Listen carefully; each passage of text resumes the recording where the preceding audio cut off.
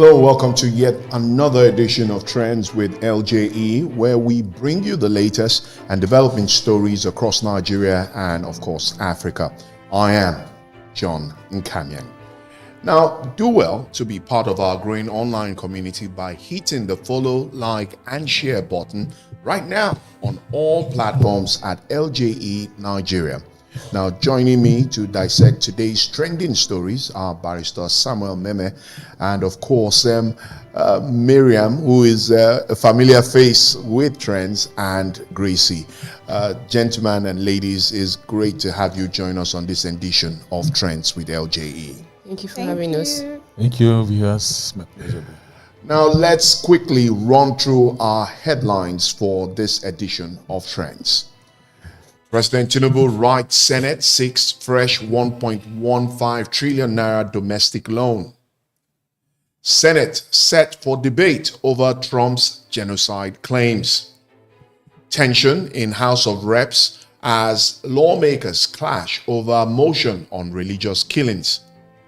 Nnamdi Kanu must defend himself November 5th or lose the right to be free. INEC disqualifies 6 political parties from 2027 presidential election. And FBI discovers $900 million cash, 1 trillion naira worth of cars, $300 million mansion, and a gold vault belonging to late President Muhammadu Buhari's wife. And of course, eliciting reactions from US President Donald Trump. Now, without wasting time, we go straight to our first story, where President Bola Tinubu has written to the Senate seeking approval for a fresh 1.15 trillion naira borrowing from the domestic debt market to finance the deficit in the 2025 budget. The request was contained in a letter read on Tuesday by Senate President Godswill Akpabio during plenary. Now, according to the president, the proposed borrowing is aimed at bridging the funding gap and ensuring full implementation of government programs and projects outlined in the 2025 fiscal plan. Now, following the announcement, Akpabio referred the request to the Senate Committee on Local and Foreign Debt, chaired by Senator Ali Wamako, APC, Sokoto North, with a directive to report back within 1 week for further legislative action. And of course, this is not the first time we've heard that the president has written to the National Assembly, particularly the Senate, asking for approval to borrow. But Nigerians still wonder. Let me start with you, Barrister. This is the same president that told us as of August that Nigeria had met its target projections for 2025. Shortly after, he wrote to the same National Assembly asking for approval to borrow from the World Bank. Now he wants to borrow another 1.15 trillion naira from the domestic debt market, seeking to bridge the fiscal funding gap of the 2025 budget. Now, I remember at some point that even the Senate and in the House of Rep became confused because we seem to be running 3 budgets concurrently, 2024, 2025, as it were. And nobody's sure when 2024 budget ended and where 2025 started. And now he's asking for 1.1 trillion, 5 trillion naira. How do we reconcile all of this? You can't reconcile. This is irreconcilable. I think it's only the president that can reconcile the reasons for his borrowing. Because from ab initio, I have said it, I don't have confidence in this leadership except they choose to change. They will continue to borrow. Because when the president came on board, the first day as Home Office, he immediately removed the fuel subsidy. And they said this enabled the country to cut the loopholes of corruption in that particular sector. Exactly. So, for 2 years now, the country is still borrowing. No accountability, I do not have confidence in this proposed borrowing.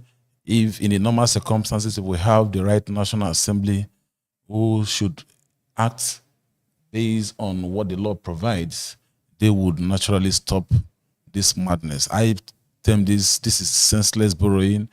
This borrowing has no bearing.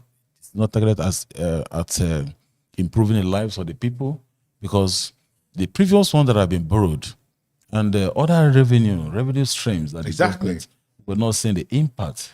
We're still grappling with the issue of insecurity. We're still grappling with the issue of bad roads, no infrastructure, no. I mean, you can continue to name all of these things without ending. But the bottom line is this government has demonstrated the capacity of inability to govern this country. And that is my opinion. And I do not believe that this borrowing is aimed at alleviating the life of the people. But they can go on. But in terms of trying to unravel the reason, I think it's only those who are in government that should be able to explain. For me, and just like the minds of other Nigerians, this borrowing is senseless and unreasonable. And the National Assembly should do everything possible to begin to prevent this current administration from borrowing, so that we will not have to transfer burdens of loans or burdens of debt on our children yet unborn. Gracie, the National Assembly has not been able to put its foot on the ground. Do you think, moving forward, that they will have the character to be able to stare the executive in the face and say, look, you have not been able to give us accounts for all the monies you borrowed. Let's not forget, in the advent of this administration, we were told that under the administration of late President Muhammadu Buhari, we had borrowed excessively. And one would expect that there should be some level of prudence as far as the Bola Tinubu administration is concerned. But here we are. He wants 1.15 trillion naira. I think this should raise a serious concern about Nigeria growing debt in Nigeria, because what is the need, or what is the constant borrowing when we are not seeing visible results? Rather, the hardship is too much.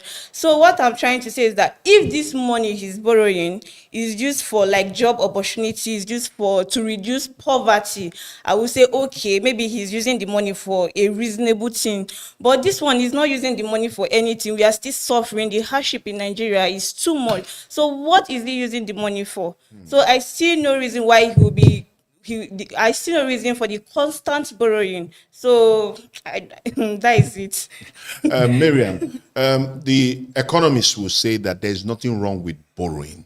That as long as Nigeria proves to be a viable nation, that the World Bank, the Paris Club, and the rest of financial institutions in the world will continue to support Nigeria financially. When the president has talked about the fact that there hasn't been transparency. Gracie has mentioned the increasing rate of poverty. There seems to be no clear signs at the microeconomic level that there's any hope in sight. But the president has always said that these are pains that we have to bear at this time. When will it make sense for the average Nigerian? He's saying that these are pains that we have to bear at this moment. We've been bearing. When is the pain going to end? You keep borrowing, you borrow from this country, you borrow from here, you borrow from here, and we are not seeing any visible impact of your borrowing. You check our, the health system, the hospitals are dilapidated, government schools are just there. So doctors are on strike. Doctors are on strike, exactly. So now what are you now using the borrowing? What are you using the money you're borrowing for? Are you just borrowing to enrich your pockets? Because you're borrowing money, I feel it's for your own use. Because Nigerians are not seeing the impact of the money you're borrowing. Like, we cannot say, okay, you borrowed this money to do this one. Or you borrowed, okay, tomorrow now he will go and do one project and name it after himself.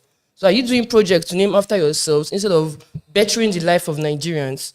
I don't know what our borrowing president is actually doing. But we got help him. Big question, and I guess that's the question most Nigerians. We're talking well over 250 million Nigerians, and big question also. Nigerians are expecting the National Assembly to take action. And talking about the National Assembly, the Senate has announced plans to debate recent comments attributed to U.S. President Donald Trump, alleging Christian genocide in Nigeria. Now, speaking during plenary, Senate President Godswill Akpabio said he would await the federal government's official response before making any comment on the issue. He clarified that he was not in a position to respond to President Trump, underlining that the matter involves sensitive diplomatic considerations. The Senate President called for caution in public discourse, urging Nigerians and the media to avoid spreading misinformation or inflammatory narratives that could jeopardize national unity, while assuring lawmakers that the Senate would formally discuss the development at a later legislative date. Akpabio further noted that Nigeria's internal challenges must be viewed from all perspectives, underscoring the need for peace and unity in a multi-ethnic society like Nigeria. Let's watch how that conversation went on the floor of the Red Chamber.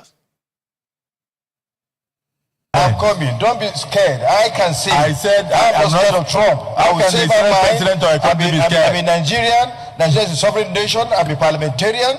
I'm a deputy president. I can speak on behalf of Nigeria. I'm not scared of Trump. But do not allow others to speak for you.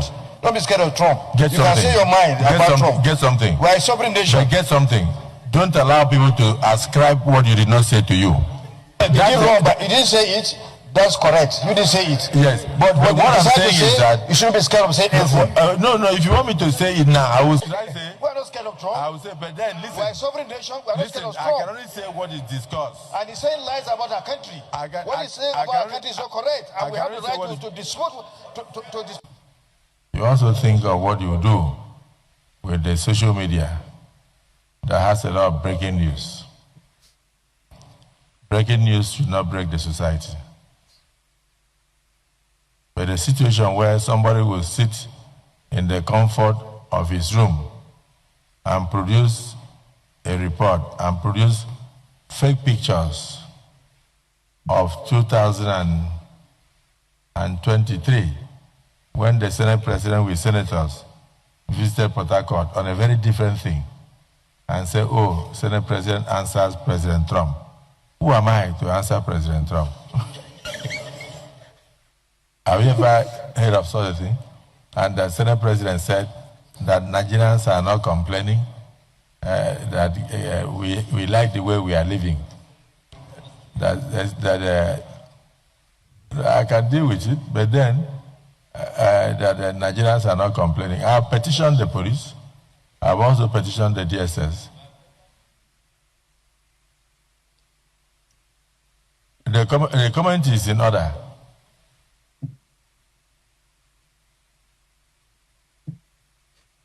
Anyway, you're not hearing moving what away I'm saying. from the Red Chamber, this still time, staying with developments in the National Assembly as we go to the House of Representatives, where there was heightened tension Tuesday following a heated debate over a motion addressing the need to counter misleading international narratives on religious killings in Nigeria.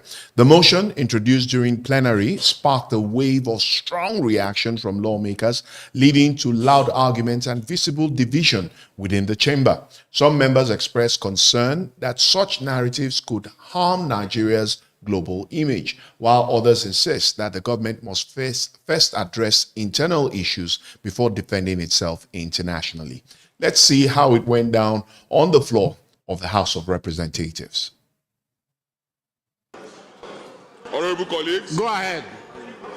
My name is Olamijuwonlo Ayodeji Alawakala.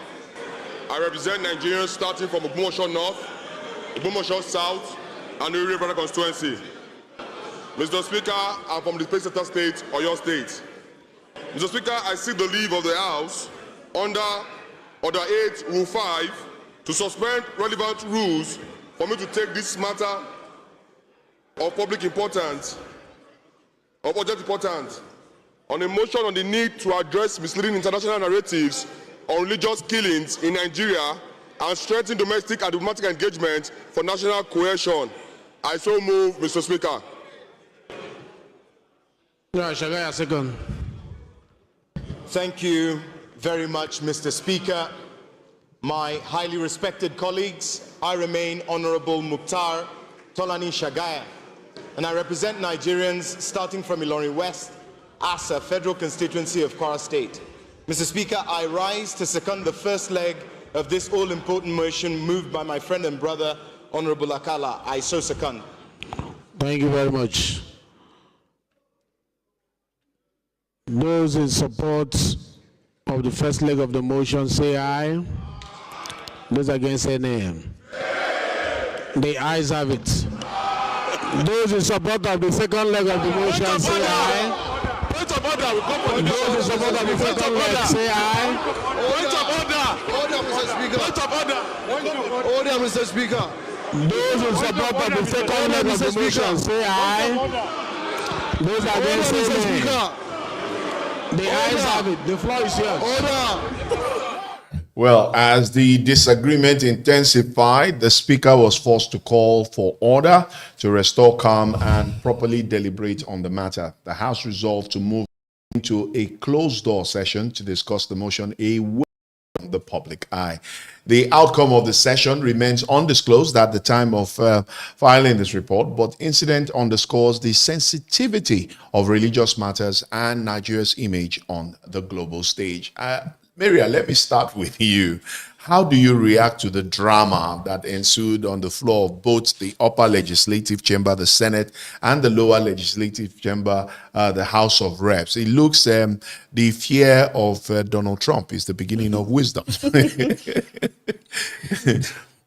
Anyway, I'll say it's the fear of the unknown. Nobody wants to, let me see, bite the tail of the tiger, as Donald Trump. So they've gone in, there's no conclusion. So let's just wait back and see what they'll come up with. Gracie, I mean, the need to now have a closed door session.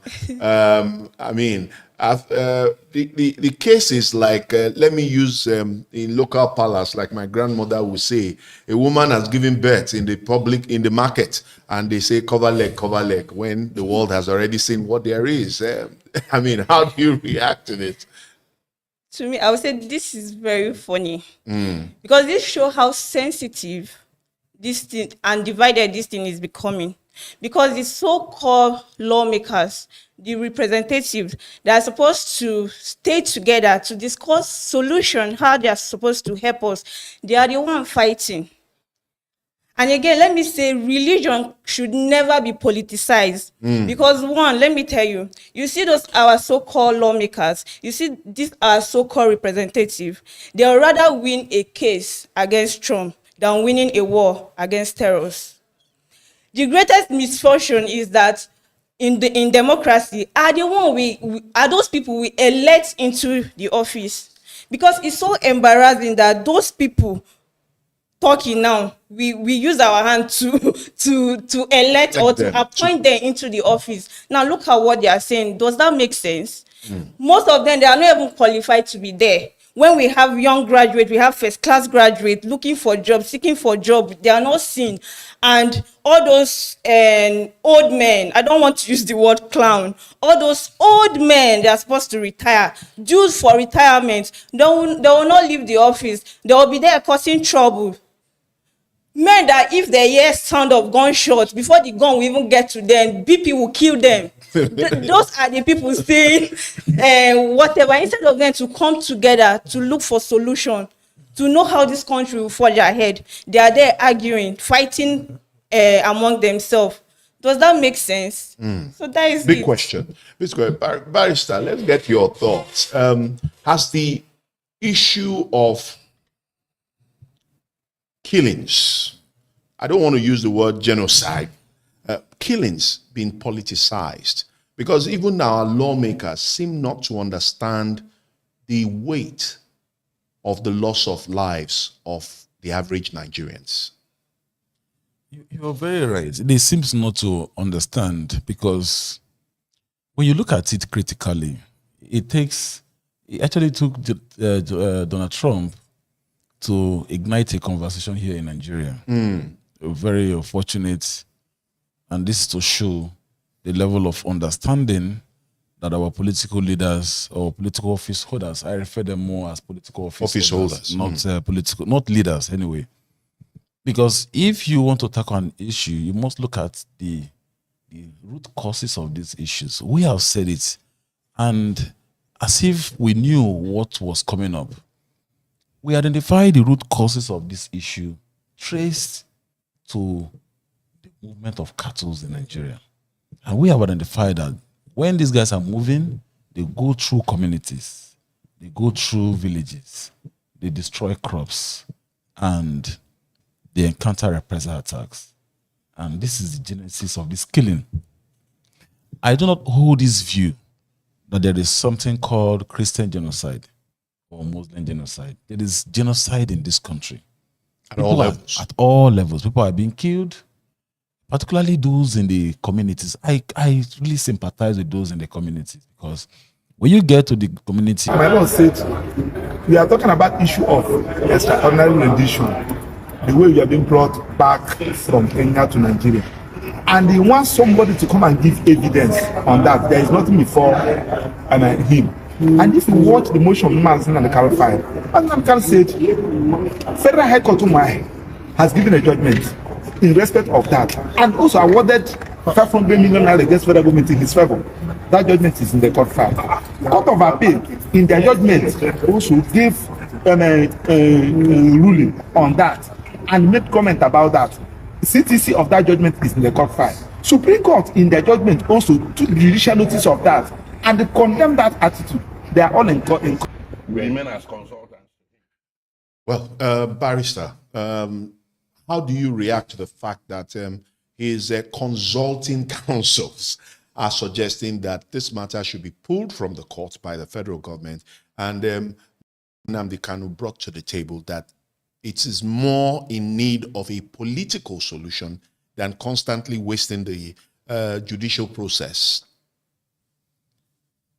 You know, everything, the decision by Nnamdi Kanu to defend himself is strategic, and definitely he cannot defend himself in this kind of trial.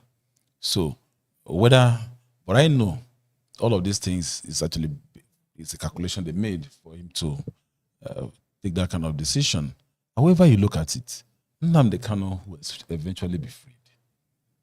Not by the judiciary, but still political means. He will be freed no matter what happened, because by the procedure of the courts, everything has timeline. So what they will finally do is to continue to keep him then in the prison. If there is a ruling by the courts, then he'll be taken from the DSS custody then to the prison to serve the prison jail term.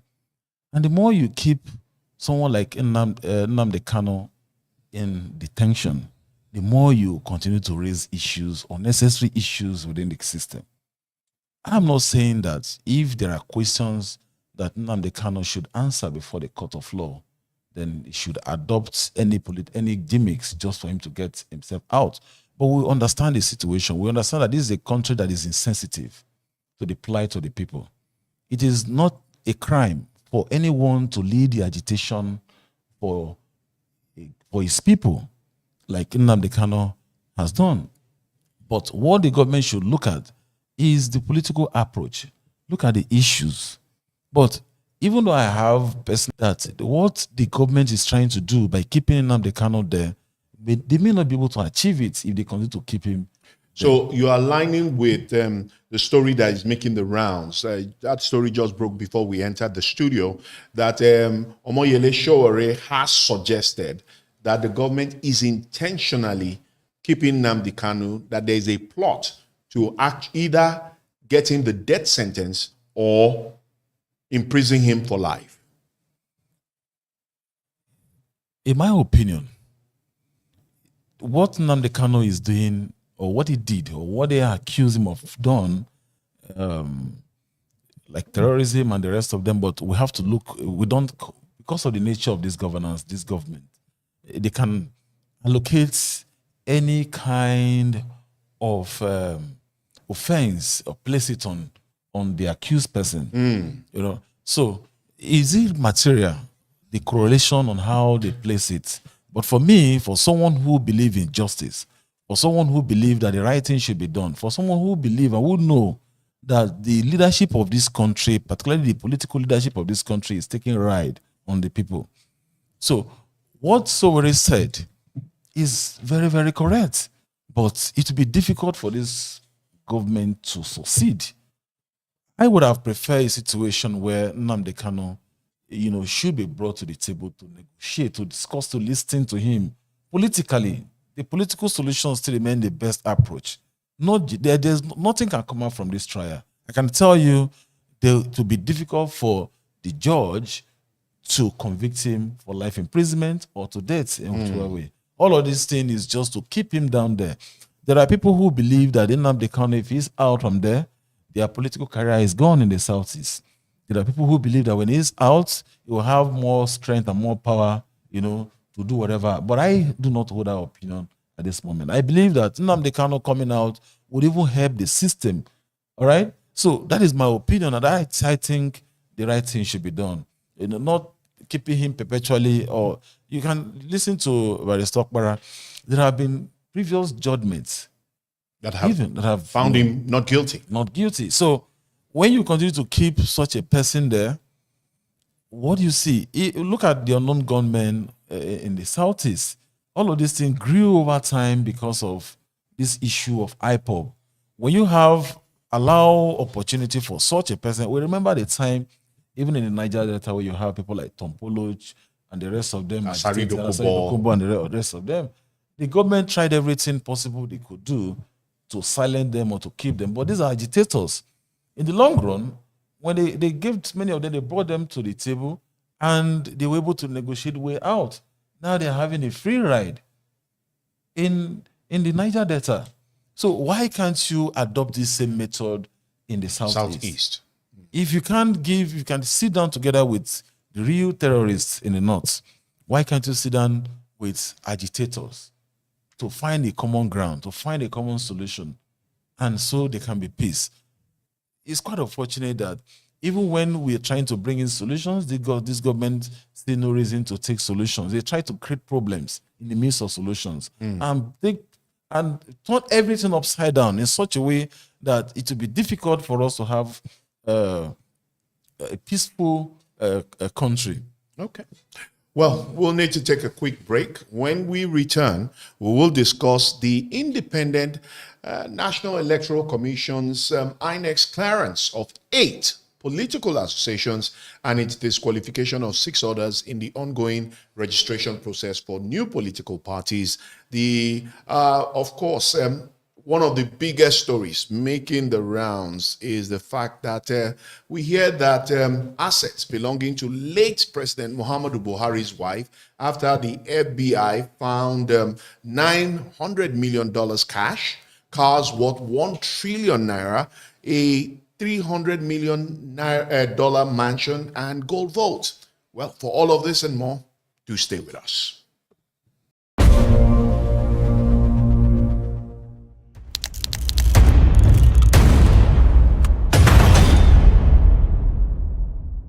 Nigeria is at a turning point. Young people are rising, demanding change. If you believe in justice, strong leadership, and real reform, then it's time to take a stand. At LJE Nigeria, we're not just observers, we're builders. We're tackling leadership deficits, advocating for justice reforms, and driving economic advancements for all. As a volunteer, you won't just watch, you will be a part of it. You will gain access to powerful seminars, conferences, and mentorships from professionals who believe in your potential. No matter who you are, whether you're a student, an entrepreneur, a professional, or someone who cares, there's a place for you here.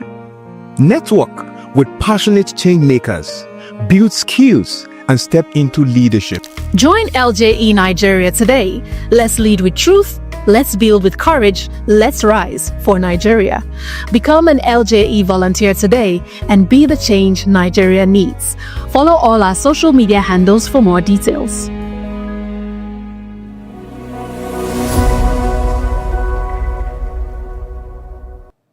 Thanks for staying with us. It's still Trends with LJE, and we move ahead with developments from the Independent National Electoral Commission, INEC, which has cleared 8 political associations and disqualified 6 others in the ongoing registration process for new political parties. Now, the decision was taken after INEC's regular meeting where it reviewed progress since its last update on September 11, 2025. The process, which began on September 17, with a briefing session for pre-qualified associations, allowed interested groups to upload their documents through a dedicated portal between September 18th and October 18th. Now, out of the 14 associations earlier cleared to take part in the process, 8 successfully completed all required submissions as of October 19th. Now, those that met the requirements include the All Democratic Alliance, Citizens Democratic Alliance, Abundance Social Party, African Alliance Party, Democratic Leadership Alliance, Green Future Party, National Democratic Party, and People's Freedom Party. Those that were disqualified include African Transformation Party, ATP, Advanced Nigeria Congress, ANC, Grassroots Initiative Party, GRIP, Liberation People's Party, LPP, National Reform Party, NRP, and Patriotic People's Alliance, PPA. INEC stated that the next phase will involve a thorough review and verification of the submitted information to ensure compliance with the 1999 Constitution, the Electoral Act 2022, and the Commission's regulations for political parties. The electoral body had earlier received 171 letters of intent from associations seeking registration as political parties. It reiterated its commitment to fairness and transparency as the process continues. Barrister, so far, 8 parties have gotten clearance, and the process is still ongoing. But the major question most Nigerians will ask in the build-up to 2027, will this make any difference? Now that we are seeing massive defections to the APC and everything is looking as if, as far as 2027 is concerned, we just might be operating a one-party state. So does it make any difference? Yeah, I believe it will make some difference because there is this belief that the current administration is holding grip of many of the political parties. This is evident by, in a way, a manner which other political parties are, rallying around the current, the ruling political party. It's quite unfortunate, but I believe that these current political associations that have not been forced into political parties would come with some certain level of ideological concept that Nigerians will be interested to, be inquisitive to know what they really have to offer. I have always said that if we must have a good governance structure, a good government, it must begin from a political party. All over the world, political parties are known to be the drivers of policy change and ideological concepts, and as standing as the pillar of implementing the manifestos of the political party. We have experienced over the years in this country where many of the political office holders, starting from presidential down to the governors and down to the local government, they normally come, the office holders usually come with their own concept, just like you see what the federal government of today is doing. And I'm sure if you go through the APC manifesto, you will not see how they plan to borrow money every 2 months or every month. But you see that the leader of the country, which is the head of the country, the head of the political structure of the country, the president, can, somehow, sideline the manifesto of the party. So I'm looking forward to a political party that would grow or run a system with the intention to create a system that can be manifestly seen by the people to say this is the direction of this political party. We don't have that yet, and that is why I listened to Dure Diri, the governor of Bayelsa State. He has just defected to the APC. I've listened to this man. I followed him from the time he has home office and his dislike for APC. And today, he said APC has given him all that he wants. And he said the PDP is a sinking ship. He said the PDP can no longer hold the center. The PDP can no longer accommodate them and give them what they want.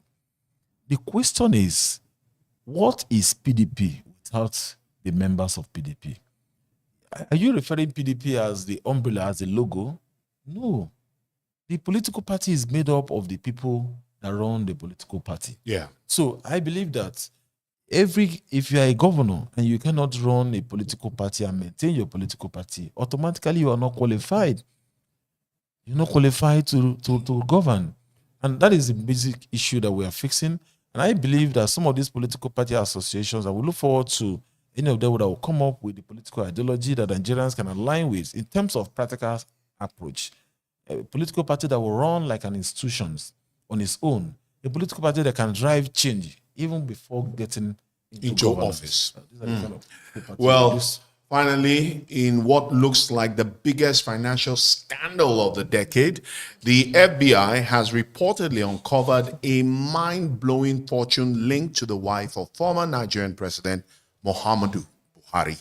According to leaked intelligence reports, the assets discovered include $900 million in cash, a UK mansion worth $300 million US, luxury cars valued at over 1 trillion naira, and a hidden gold vault said to contain bars of pure gold stacked to the ceiling.